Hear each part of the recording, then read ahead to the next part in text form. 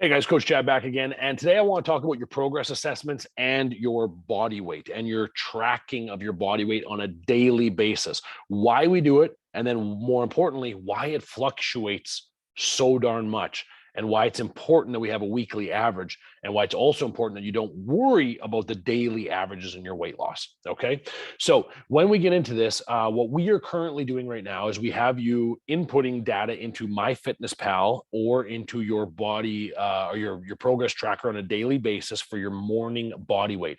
So again, a review: you're taking a morning body weight after you've gone to the washroom, you haven't eaten any food or drank any water. So it is the most consistent time of the day for you to measure your body weight. So that's why we do it there.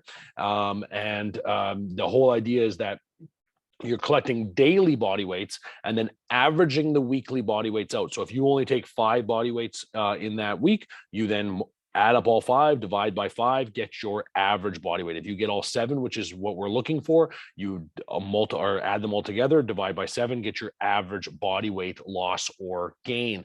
And this is imperative when doing weight loss protocols, because we can't just have a spot shot of just every Friday, because if every Thursday night you have a different cheat meal or you have some kind of a high sodium meal or whatever it might be, your numbers are always going to be off. Okay. And they do change quite drastically. Body weights can change anywhere between 1% and 3% day to day, just based on some really simple water intake or water retention or food intake. So in your guide that was sent out last week, you have these ideas around water balance. So I'm reading off the guide right now. Water balance can be affected by sweat rate. So if you consider like you got to maybe even just think of a really hard workout where you had a very high level of sweat or high sweat rate, but you didn't hydrate properly into the next day, then you're probably most likely going to be lower in your body weight that next morning. Okay. Carbohydrate intake can affect this, of course, as well, because the way carbohydrates are stored, they're going to be stored with water molecules. You're going to require a bit more hydration. So that, again, it's going to affect your body weight differently. Sodium intake, absolute water intake, of course. So if you have a very high level of water in your system, if you're drinking a gallon of water a day, it's going to affect your body weight. And if that's changing from day to day, then your morning body weight might be a little bit different as well.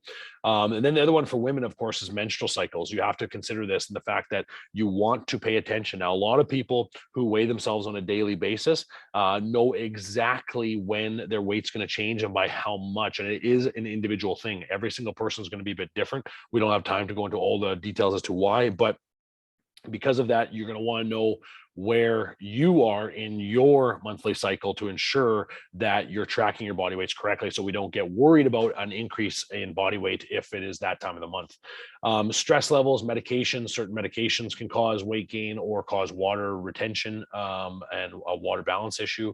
And of course, illness or sickness can cause the same problems if we're not eating enough, or if we're not drinking enough, or if you're losing fluids or whatever it might be due to your illness. It will affect your morning body weight as well. And then the last one is food weight. So this is actually an important one. Depending on how fast the food goes through your system as to how much weight you'll still have in your body, because whatever you ingest is going to be part of your body weight. So if it's easily digestible food and goes through the digestive tract quickly, then that means that you're going to have a lower potential body weight than if you had really dense foods that were going to maintain and stay in your digestive tract for an extended period of time. So if you're looking at that whole potential of up to 60 hours of potential in your transit, that can affect your bowel movements. Then, of course, also time of day. That's why we have a consistent time at the morning. But if you're also doing 7 a.m., then 9 a.m. and 10 a.m. different days, if you have different, especially on a shift worker or something like that, that, of course, is going to affect it as well.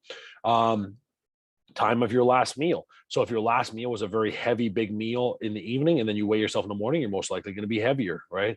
If we're in intermittent fasting throughout the afternoon, you only eat in the mornings, your body weight's going to be different, okay? And large carb or sodium meals, as we addressed in the water balance issue, these are also going to affect your body weight. So again, I want to make this very clear, is that your body weight will fluctuate day to day. Even if you're maintaining your calories and eating the exact same foods, it will fluctuate quite a bit, and it's going to be different for each one of us. So you have to kind of know where you're at inside of that. Okay. But the most important thing is that there's going to be ups and downs in it. But as long as those ups and downs are doing this, they're trending downwards. That's the most important part. And that's why the progress tracker is so important, because it's tracking your progress in body weight, calories, all those different things. So we have a good idea as to where we are at.